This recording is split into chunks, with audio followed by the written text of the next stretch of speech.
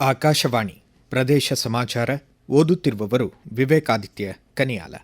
ಕೇಂದ್ರ ಕಾರ್ಮಿಕ ಮತ್ತು ಉದ್ಯೋಗ ಸಚಿವಾಲಯ ಕಲಬುರಗಿಯಲ್ಲಿ ರಾಜ್ಯ ಉದ್ಯೋಗಿಗಳ ಜೀವ ವಿಮಾ ಮಂಡಳಿ, ಇಎಸ್ಐಸಿ ಆಸ್ಪತ್ರೆ ಹಾಗೂ ವೈದ್ಯಕೀಯ ಮಹಾವಿದ್ಯಾಲಯದಲ್ಲಿ ಆಯೋಜಿತ ಕಾರ್ಯಕ್ರಮದಲ್ಲಿ ಪಾಲ್ಗೊಂಡ ಕೇಂದ್ರ ಸೂಕ್ಷ್ಮ ಸಣ್ಣ ಮಧ್ಯಮ ಕೈಗಾರಿಕೆ ಖಾತೆ ಸಚಿವರಾದ ಶೋಭಾ ಕರಂದ್ಲಾಜೆ ನೂತನ ಆಟದ ಮೈದಾನ, ಮೇಲ್ಛಾವಣಿ ಸೌರ ವಿದ್ಯುತ್ ಫಲಕ, ಅಂತರ್ಜಲ ಮರುಪೂರಣ ಸೌಲಭ್ಯ ಸೇರಿದಂತೆ ಪುರುಷರು ಹಾಗೂ ಮಹಿಳೆಯರ ಜಿಮ್ ವ್ಯವಸ್ಥೆಗಳನ್ನು ಉದ್ಘಾಟಿಸಿದರು.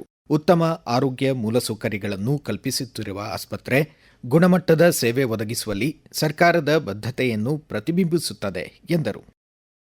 ಧಾರವಾಡ ಲೋಕಸಭಾ ಕ್ಷೇತ್ರ ವ್ಯಾಪ್ತಿಯ ವಿವಿಧ ವಿಧಾನಸಭಾ ಕ್ಷೇತ್ರಗಳಲ್ಲಿ ಸಂಸದ್ ಕ್ರೀಡಾ ಮಹೋತ್ಸವ 2025 ನಾಳೆಯಿಂದ ಆರಂಭಗೊಳ್ಳಲಿದೆ. ದೇಶದ ಯುವಕರಲ್ಲಿ ಕ್ರೀಡೆ, ಸಾಂಸ್ಕೃತಿಕ ಮತ್ತು ನಾಯಕತ್ವವನ್ನು ಉತ್ತೇಜಿಸುವ ಸಲುವಾಗಿ ಪ್ರತಿಯೊಂದು ಲೋಕಸಭಾ ಕ್ಷೇತ್ರಗಳಲ್ಲಿ ಸಂಸದ್ ಕ್ರೀಡಾ ಮಹೋತ್ಸವವನ್ನು ಪ್ರಧಾನಮಂತ್ರಿ ನರೇಂದ್ರ ಮೋದಿಯವರ ಮಾರ್ಗದರ್ಶನದಲ್ಲಿ ಆಯೋಜಿಸಲಾಗುತ್ತಿದೆ. ಧಾರವಾಡದಲ್ಲಿ ಆಯೋಜಿತ ಸಂಸದ್ ಖೇಲ್ ಮಹೋತ್ಸವದಲ್ಲಿ ಹೆಚ್ಚಿನ ಸಂಖ್ಯೆಯ ಕ್ರೀಡಾ ಆಸಕ್ತರು ಪಾಲ್ಗೊಳ್ಳುವಂತೆ ಕೇಂದ್ರ ಗ್ರಾಹಕ ವ್ಯವಹಾರಗಳ ಖಾತೆ ಸಚಿವರಾದ ಪ್ರಹ್ಲಾದ್ ಜೋಶಿ ತಮ್ಮ ಎಕ್ಸ್ ಖಾತೆ ಮೂಲಕ ಕೋರಿದ್ದಾರೆ.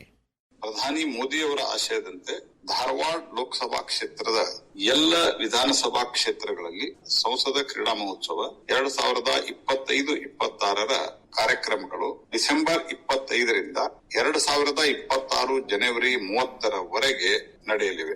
ಧಾರವಾಡ ಲೋಕಸಭಾ ಕ್ಷೇತ್ರದ ವ್ಯಾಪ್ತಿಯ ಆಸಕ್ತರು ಗುಂಪು ಆಟಗಳು, ಅಥ್ಲೆಟಿಕ್ಸ್ ಮತ್ತು ದೇಶೀಯ ಆಟ ವಿಭಾಗದಲ್ಲಿ ಭಾಗವಹಿಸಬೇಕೆಂದು ಮತ್ತು ಭಾಗವಹಿಸುವ ಆಟಗಾರರನ್ನು ಪ್ರತಿಬಿಂಬಿಸಬೇಕೆಂದು ವಿನಂತಿಸುತ್ತೇನೆ. ಪೋರ್ಟಲ್ ಮೂಲಕ ಆಟಗಾರರು ತಮ್ಮ ಹೆಸರನ್ನು ನೋಂದಾಯಿಸಲಿಕ್ಕೆ ಅವಕಾಶ ಇದೆ.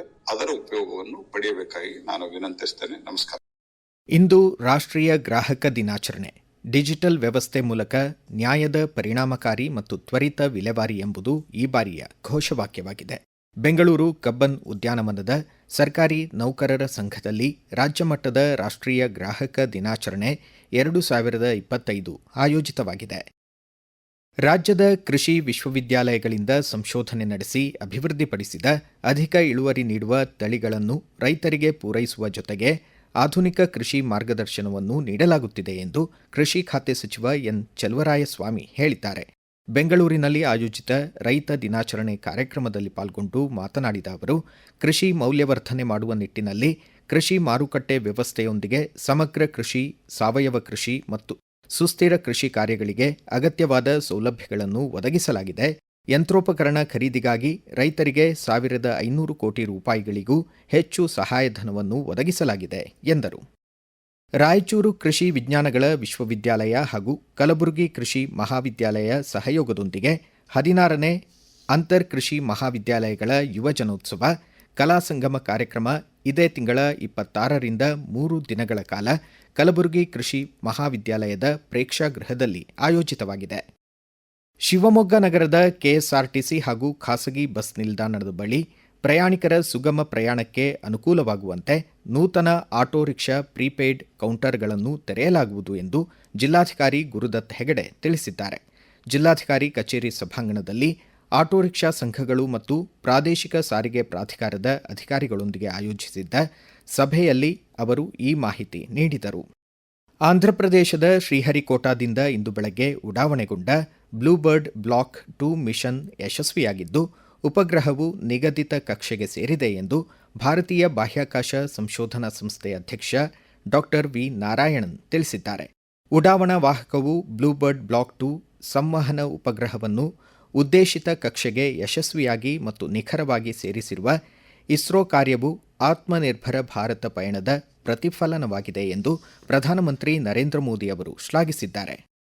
ಬಳ್ಳಾರಿ ಜಿಲ್ಲೆ ಸಿರಿಗುಪ್ಪ ತಾಲೂಕು ದೇವಿನಗರದ ಬಳಿ ಇಂದು ಮುಂಜಾನೆ ಸಂಭವಿಸಿದ ರಸ್ತೆ ಅಪಘಾತದಲ್ಲಿ ಕಾರು ಚಾಲಕ ಸೇರಿದಂತೆ 3 ಸ್ಥಳದಲ್ಲೇ ಮೃತಪಟ್ಟಿದ್ದಾರೆ. ಗಾಯಗೊಂಡ ಇಬ್ಬರನ್ನು ಬಳ್ಳಾರಿಯ ವೈದ್ಯಕೀಯ ಕಾಲೇಜು ಆಸ್ಪತ್ರೆಗೆ ದಾಖಲಿಸಲಾಗಿದೆ. ಪ್ರಧಾನಮಂತ್ರಿ ನರೇಂದ್ರ ಮೋದಿ ಅವರು ಇದೇ ತಿಂಗಳ 28ರಂದು ಆಕಾಶವಾಣಿಯ ಮನ್ ಕಿ ಬಾತ್ ಕಾರ್ಯಕ್ರಮದಲ್ಲಿ ದೇಶದ ಜನತೆಯನ್ನುದ್ದೇಶಿಸಿ ಮಾತನಾಡಲಿದ್ದಾರೆ. ಇದು ಮನದ ಮಾತು ಬಾನುಲಿ ಭಾಷಣದ 129ನೇ ಆವೃತ್ತಿಯಾಗಿದೆ. ಇಲ್ಲಿಗೆ ಪ್ರದೇಶ ಸಮಾಚಾರ ಮುಕ್ತಾಯವಾಯಿತು. ನಮ್ಮ ಮುಂದಿನ ರಾಷ್ಟ್ರೀಯ ವಾರ್ತಾ ಪ್ರಸಾರ ಮಧ್ಯಾಹ್ನ 1:10 ನಿಮಿಷಕ್ಕೆ.